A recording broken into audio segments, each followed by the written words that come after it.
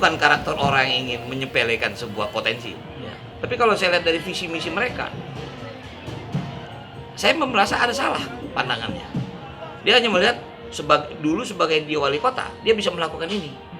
Sebagai provinsi nggak bisa melakukan itu di wali kota itu.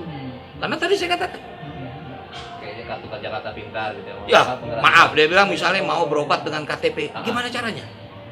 Orang BPJS masih belum jalan secara baik. Kalau KTP mungkin di kota itu iya, tapi kalau KTP misal di Lebak berobat, gimana caranya mekanismenya? Saya minta maaf. Mungkin dia punya cara, tapi saya anggap itu nggak mungkin. Dia mau gratiskan sekolah. Di kota mungkin iya, 200.000 orang dikali sejuta berapa? Baru 200 miliar.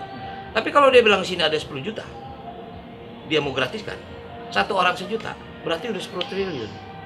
APBD ini 10 triliun.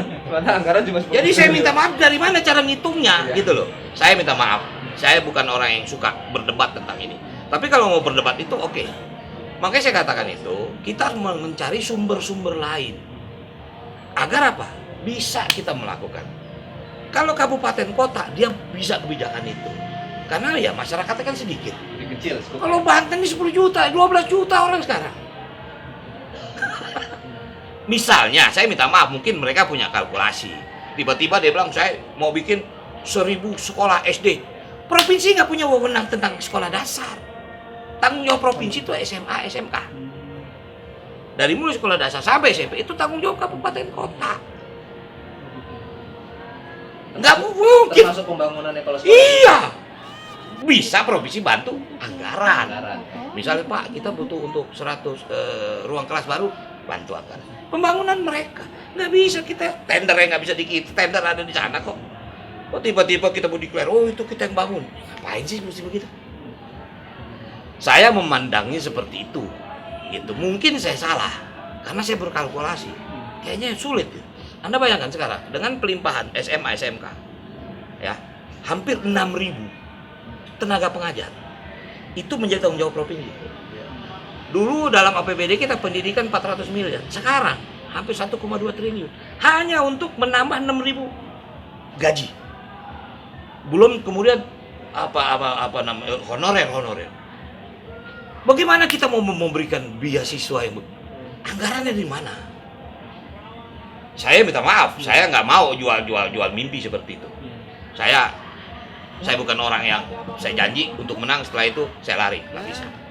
Kalau Anda mau pilih saya, begini real saya. Tentu saya ingin, ya maaf lah. Saya minta maaf kalau saya boleh menyebut saya adalah orang yang tahu tentang pendidikan. Karena itu saya membuat yang namanya Sidul Anak Sekolahan. Karena saya tahu sekolah itu sangat penting. Dunia pendidikan sangat penting. Tapi seperti apa yang kita bisa capai dengan situasi seperti itu? Jakarta saja yang 70 triliun masih problem kemarin, genteng masih rubuh. Apalagi kita yang masih di desa pelosok-pelosok sana. Bayangin Anda sampai kita memberikan bantuan, maaf, untuk motor misalnya. Kita bantuan untuk operasional. Sampai di sini masih, Pak, kita jangan motor, Pak, beliin kita kuda. Kenapa? Dia masuk ke desa-desa. Bayangin itu yang namanya Lebak, Pandeglang. Waduh. Dia bilang, Pak, angguran beliin kita kuda, Pak. Kita mau kasih motor, mau beli bensinnya di mana sana? Sampai begitu. Ini real. Kemarin kita yang namanya penyuluh-penyuluh kita, sebagian kita kasih kendaraan motor untuk operasional. Kita kasih motor, Pak, kita minta kuda aja, Pak. Nggak, arti ini real. Menarik.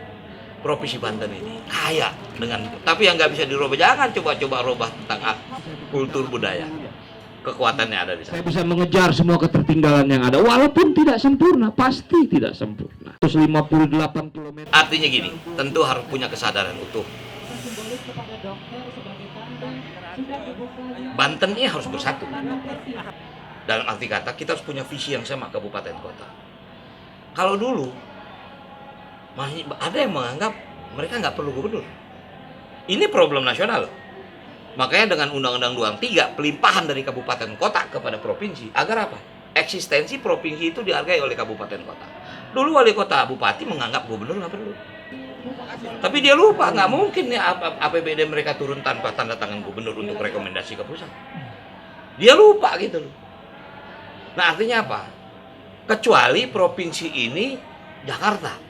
yang mana gubernurnya adalah sendiri. Kebijakan dia kepada kalau sana kan wali kotanya administrasi.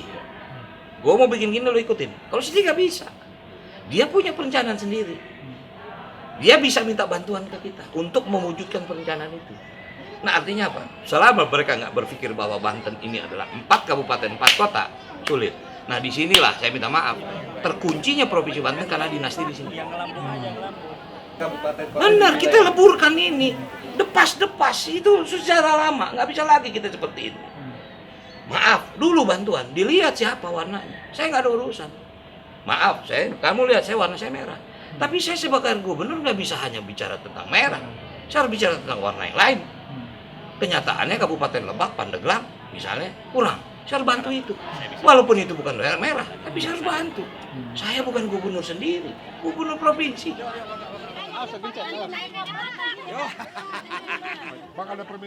Oh ya, artinya tadi saya katakan ada 8 program unggulan ya. Tapi istilahnya kalau saya masukkan semua infrastruktur itu menjadi ruh awal. Infrastruktur banyak Bang.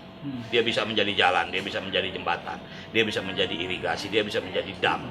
Dan kebetulan ini masuk dalam proyeknya nasional pusat.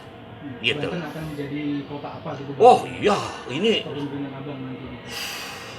saya yakin Banten ini akan menjadi sebuah kota metropolitan baru. Anda bayangkan kalau memang jadi, sangat yakin saya jadi, tinggal masalah waktu dan fokus kita. Kalau kawasan ekonomi khusus Tanjung Lesung jadi, itu desainnya sama seperti dengan Qatar. Anda bayangkan saja itu. Di atas 1.500 hektar. Kemudian dengan desainnya sudah ada. Kemudian di sana akan ada bandara juga Panimbang. Nah ini kalau jadi, ya artinya saya katakan nggak mungkin dalam 5-10 tahun.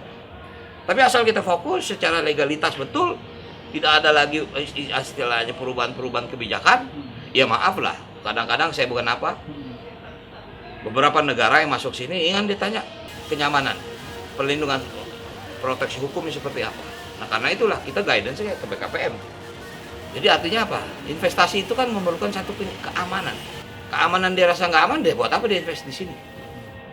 Nah yang menarik lagi ya sebetulnya saya masih sangat rahasiakan, tapi kemarin sudah terbuka statement dari Pak Rudiantara.